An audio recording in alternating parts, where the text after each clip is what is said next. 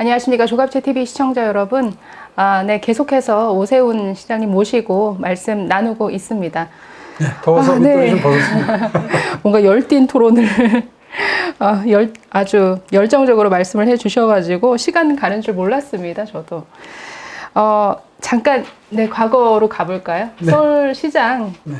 2006년에 당선되시고 2010년에 또 10년에 재선됐고 네, 11년에 하셨었죠. 사퇴했고 네. 항상 무상급식 얘기하려고 그러시는 거죠? 이 부분을 항상 빠뜨리진 않게 되더라고요. 그 당시에 선택 후회하시지는 않으신가요? 당시만 하더라도 많은 분들이 목숨 걸고 싸워라 하던 이슈였습니다. 네. 근데 막상 목숨 걸고 싸우다가 목숨을 잃으니까 누가 너한테 사퇴까지 하라고 그랬냐? 우리가 준 자리인데 네 맘대로 사퇴하냐? 또 그런 평가가 뒤따랐던 것도 사실이고요. 그래서 그 부분이 또 지금은 참 후회가 되고, 그러니까 사퇴한 부분에 대해서 싸웠다는 부분이 아니라 사퇴한 부분에 대해서 정치적인 여러 가지 불리함도 있었고, 그리고 그게 어떤 낙인으로 남아서 지지해 주셨던 분들한테까지 정치적 약점으로 작용하는 이런 상황이 되고 보니까 후회 안 할 수가 없죠. 네. 두 가지 시선이 있는 것 같아요. 어쨌든 무상급식, 그러니까 복지 포퓰리즘에 반대해서 정치인이 뭔가 소신을 가지고 직을 걸고 이렇게 투표에 붙였으면 당연히 책임지고 물러나는 것에 대해서 좋게 보시는 분들도 있고, 또 그 이후에 어떤 결과를 가지고 어떤 이후에 그 정말 서울시라는 너무나 중요한 자리를 뭔가 민주당 측에 넘긴 그 결과를 가지고 또 비판적으로 얘기하시는 분들도 계신데요. 그 당시, 근데 저는 좀 아쉬웠던 부분은 어쨌든 무상급식, 뭔가 복지 포퓰리즘에 소신을 가지고 나는 이건 아니다 라고 반대하면서 그렇게 물러나셨는데 그 이후에 좀 공백기가 있으셨어요. 저는 그 기간이 참 아쉬웠거든요. 오히려 뭔가 하나의 정치적 자산으로 삼아서 계속 뭔가 활동을 좀 이렇게 해 나가셨으면 더 좋지 않았을까 하는 생각은 있습니다. 그 당시 어디에서 어떤 활동을 하셨었나요? 2011년 이후부터 주로 학교에 있었고요. 네. 주로 이제 또 외국에 나가서 직후에는 영국의 복지가 굉장히 궁금해졌어요. 네. 영국의 복지가 굉장히 복지 선진국으로 알려져 있었는데 그때가 캐머런 정부였죠. 엄청난 복지 개혁을 하고 있더라고요. 개혁이라는 건 복지를 줄이는 겁니다. 네. 그러니까 너무 벌려놔가지고 수습이 안 되고 경제는 안 좋고 하니까 어르신들께 드렸던 의료 혜택, 젊은이들한테 그때 예를 들자면 주택수당 주던 걸 줄이고 이제 이런 식의 한마디로 복지 구조조정이죠. 하는 모습을 보면서 제가 그때 깨달았습니다. 정치 선진국, 복지 선진국인 영국에서도 이렇게 누더기로, 그러니까 일사불란하게 미리 계획된 대로 가는 게 아니라 저질러 놓고 수습하고 저질러 놓고 수습하는 형태의 정책을 시행하고 있구나. 연일 데모였거든요. 이렇게 복지 혜택을 갑자기 줄이면 우리는 어떻게 하란 말이냐. 어르신들은 어르신들대로 병원 앞에서 시위하고 학생들은 학생들대로 정부를 상대로 시위하고, 아니 주택수당을 없애면 독립해서 나와 있던 친구들은 다 도로집으로 들어가든지 해야 될 거 아니에요. 얼마나 암담한 현실입니까? 그런 모습을 영국에 가서 보면서 연일 영국 신문에 오르는 게 그런 뉴스였거든요. 그런 모습을 보면서 내가 너무 원론적인 입장에서 투쟁을 했구나. 못 이기는 척 넘어가지고 뒤에 또 형편이 안 되면 없애고 보완하고, 그렇게 가는 게 민주주의 선진국에서조차도 다반사로 이루어지는 일이다 하는 사실을 뒤늦게 알게 됐죠. 지금 문재인 정부 사실은 선거 기간에 지자체에서 현금 살포식에 이런 긴급 지원금을 주기도 했었는데요. 어쨌든 여러 가지 현금성 어떤 살포, 복지 정책들을 쏟아내는 것에 대해서 굉장히 우려가 있습니다. 사실 어떤 재정 건전성 문제도 있고, 이 문재인 정부가 취하고 있는 이런 복지 정책들에 대해서 어떻게 보시나요? 지속 가능하지 않다는 데 대해서 문제를 제기해야 옳죠. 지금은 국가적 재난 상황이 국내적으로만 국한된 게 아니라 미국이나 유럽과 같은 나라들에서도 동일한 어쩌면 그거보다 더한 그 현금 지원이 이루어지고 있기 때문에 그 점을 직접 비판하기는 사실 쉽지는 않습니다. 다만 그 과정에서 벌어지고 있는 그 이제 패러다임의 변화가 과연 이러한 지원을 지속 가능하게 할 수 있느냐. 많은 미래 전문가들이 이 경제적인 후유증이 이제부터 시작이라고 하는데, 그래서 1년이 갈지 2년이 갈지 아니면 영원히 이런 우리 사회생활의 변화나 산업 생태계의 변화가 계속해서 그 사면을 남기고 그 방향으로 더욱더 가속화해 갈지에 대해서 많은 지금 전문가들이 오히려 장기화될 것이다라는 쪽에 무게중심을 두고 있는 게 현실이라면 지속 가능성에 대해서 좀 더 고민을 해야 됨에도 불구하고, 그리고 근본적으로 이 문제를 해결하기 위한 투자에 오히려 더 중점을 둬야 되는데 불구하고, 이거 뭐 가구당 얼마씩 나눠주는 걸로 지금 결국 귀결이 됐고, 더군다나 저 경기도의 이재명 지사 같은 경우에는 이회 또 확실하게 본인 거라고 만들고 싶은지 뭐 2번, 3번 이런 지원을 계속해야 된다, 이런 주장을 벌써 하기 시작했거든요. 시작된 겁니다, 그 고민이. 그러니까 지금 뭐 전 국민에게 골고루 뭐 받는 입장에선 좋은데요.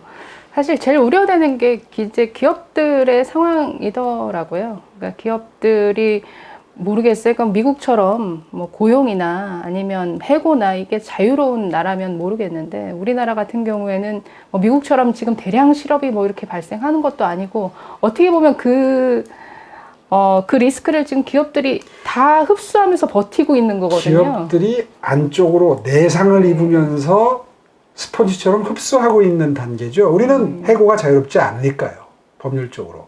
미국은 그걸 기업이 떠안는 게 아니라 기업은 자유롭게 해고를 할 수 있기 때문에 기업은 오히려 안쪽에 피멍이 안 들죠. 결과적으로는 어떤 일이 벌어지느냐, 만약에 이 바이러스 전국이, 이 사태가 종결이 어느 정도 되는 단계에서 그렇게 내상을 입지 않은 미국의 기업들은 바로 경제발전에 기여하면서 V자 반등하는 대열에 합류할 수 있는 반면에, 내상을 잔뜩 입은 한국의 기업들은 바이러스 사태가 해결되는 국면에 진입을 해도 계속해서 그 내상의 흔적들이 어떤 그 자해적인 형태로 남아있기 때문에 아마도 회복하는데 훨씬 더 회복을 하더라도 U자형 내지는 어떤 기업들은 결국 회복을 못하고 L자형으로 계속 어려움에 처하는 그런 상황이 될 가능성이 지금 매우 높은 거죠. 그래서 걱정입니다. 사실 그런 어떤 기업들에게 지원할 자금이 지금 너무 다 고갈되고 있는 것 아닌가라는 사실 우려가 좀 생기더라고요. 앞에서 이제 말씀하실 때 모든 것은 다음 대선에 이기는 방향으로, 대선과 지방선거가 거의 도달 상관으로 치러지기 때문에요. 다음 대선의 결과는 지방선거에 직결되도록 돼 있습니다. 그러면 다음에 한 번 더 대선과 지방선거를 지게 되면 사실은 우파에게는 이제 설 땅이 없어지는 거죠. 마지막 기회가 남았다고 생각합니다. 대권 도전 생각 있으신가요? 요즘에 뭐 그런 질문, 제가 인터뷰를 하기 시작하니까 그런 질문을 많이 받는데, 전 진심으로 제가 해야 된다, 저만이 할 수 있다, 이런 생각 없습니다. 우리 당이 해야 된다. 우파 진영에서 정권을 다시 탈환해야 한다. 그 방법이 뭐냐? 그걸 놓고 우리가 함께 머리를 맞대야 될 국면이지, 뭐 다음에 내가 하겠습니다, 정말 그거는 해서는 안 되는 생각이라고 저는 생각하고요.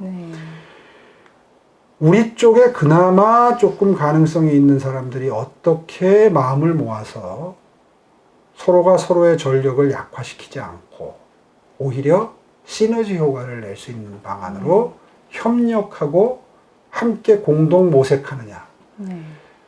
먼저 당부터 살려놓고, 당의 신뢰부터. 어차피 당의 후보로 출마하는 이상 당이 국민 밉상이 되면 안 된다. 지금 당이 국민 밉상이 돼가고 있거든요. 너희들은 당 이름만 들어도 싫다. 솔직히 30, 40대의 반응이 그런 겁니다. 그러니까 문재인 정부가 아무리 잘못해도 너희는 대안이 아니다. 이런 말하자면 논외처럼 지금 이제 한마디로 말해서 대상에서 비껴가기 시작하는 우리 당의 이 국민 마음속에서의 위치, 이걸 다시 제자리에 갖다 놔야 비로소 그 당 후보로서 뭘 해볼 수 있는 여지가 생기는 거죠. 예. 그 점이 아마 가장 중요한 중점을 줘야 될 부분이고, 그런 의미에서 저에게 무슨 대선 출마를 준비하느냐, 뭐 생각이 있느냐, 이건 정말 부질없는 생각이라는 생각이 듭니다. 그럼에도 불구하고 많은 질문들을 앞으로도 계속 받으실 것 같습니다. 아니 뭐 일개 지역구에서도 떨어진 사람이 떨어진 지 지금 한 달 남짓 됐는데 뭐 대선을 나간다, 이건 정말 어불성설이고요. 일단 당을 살리는데 문직이라도 하겠다. 제가 어느 인터뷰에서 그런 얘기를 했습니다. 여의도 연구원에 연구위원을 시켜준다. 네가 연구위원으로서 기본소득 만들고 뭐 저 계층이동 사다리 만들고 우리 당이 사랑받을 수 있는 기득권 내려놓기, 오늘은 아까 그 얘기는 안 했습니다만 시간 관계상 기득권 내려놓기 안을 만들고 해서 당을 일단 사랑받는 정당으로 만들어라. 이게 지금 해야 될 일이라고 생각합니다. 전 사실 미래통합당이라는 그 당명 자체가 참 잘 익혀지지가 않더라고요. 조금 네, 저도 동의하기 힘들었고요. 네. 그 작년에 비대위 때 그 당명 변경 얘기가 나와서 저는 사실은 공사석에서 기자분들한테 의견을 물었던 게 민생당이었습니다. 네. 네. 국민들은 사실 먹고 사는 문제가 제일 중요하거든요. 네. 그래서 조금 촌스러워 보여도 민생당? 야, 웃긴다. 이런 반응을 처음에 받을 수 있다 하더라도 민생당이라고 하면 아마 최소한 국민들이 저 사람들이 뭐 북핵이 어떻고 뭐 외교 안보가 어떻고 뭐 미국 관계가 어떻고 이렇게 얘기를 많이 하지만 정말 중요하게 생각하는 건 우리 먹고 사는 문제구나, 내 일자리구나, 이런 인상만 확실하게 박아줄 수 있으면 저는 성공한다고 생각했거든요. 근데 그 얘기를 했는데 어느 순간 민생당이라는 게 생겨버렸어요. 네, 그래서 저는 그렇죠. 그 화두를 뺏겨버렸다고 해서 아주 굉장히 안타깝게 생각을 했었는데 늦지 않았습니다. 네. 늦지 않았습니다. 우리가 일자리 생각한다, 먹고 사는 거 생각한다, 그것만 챙기겠다 하는 마음가짐이라면 앞으로 국민의 신뢰를 다시 되찾을 수 있다고 저는 생각합니다. 네. 어쨌든 미래통합당 안에서도 새로운 인물들, 새로운 리더십을 좀 찾아야 되는 과제가 있는데요. 뭐 혹시라도 여야를 막론하고 이분은 정말 대선 주자로 나와도 손색 없을 것 같다. 혹시 뭐 그럴 만한 분 있을까요? 짓궂으시네요. 저한테 그런 질문. 내가 한번 추천해 본다. 뭐 이런. 저는 진심으로 이번에 수도권에서 낙선한 처음으로 정치에 입문한 네. 젊은 후보자들 네. 중에서 찾고 싶어요. 네. 네. 그게 30대가 됐든 40대가 됐든 지금부터 키워야죠. 우리 당의 그 리더십을 담당했던 분들이 가장 잘못한 게 있다면 30대는 30대대로 주자가 있고 40대는 40대대로 있고 50대는 50대대로 있는, 그래서 순차적으로 이번에 안 되면 다음에 안 되면 그 다음을 기약할 수 있는 차세대, 차차세대의 인재들을 충분히 발굴하고 키워놓지 못한 것이라고 생각합니다. 네. 그런 의미에서 정말 뭐 누군가를 특정하는 것은 의미가 없지만 정말 어려운 적에서 출마해가지고 어떻게든 우리 당의 그 이름으로 당선되고자 노력했던 젊은 친구들이 많아요. 네. 이번에. 그 친구들. 그리고 당협위원장을 맡고 있다가 막판에 공천을 못 받아서 또 좌절한 젊은 친구들이 많아요. 그 친구들 전부 우리 당의 보배입니다. 특히나 왜 보배냐 하면 그 친구들이 이상적으로 말하자면 책을 보고 보수를 지지했던 단계에서 벗어나서 이번에 현실 정치를 한번 세게 경험을 했어요. 정말 뼈저리게 느낀 게 많을 겁니다. 현실 정치는 이렇게 다르구나. 골목골목에서 이렇게 피땀을 흘려야 되는 거구나. 한 표 한 표 모아야 총선에서 이길 수 있구나 하는 걸 뼈저리게 깨달았기 때문에 그 친구들 중에서 아마 미래를 기약할 수 있는 인물이 나올 수 있다고 저는 생각합니다. 그 친구들을 전부 다 경쟁의 대열에 앞세워서 누구 호불호 떠나서 다 앞세워서 정말 공정한 경쟁을 당내에서 보장함으로써, 그리고 충분히 당무에 관여할 수 있는 기회를 그 친구들한테 줌으로써 두각을 나타낼 그 환경을 만들어서 키워주는 거, 이거 우리 당이 민주당에 배워야 될 점이에요.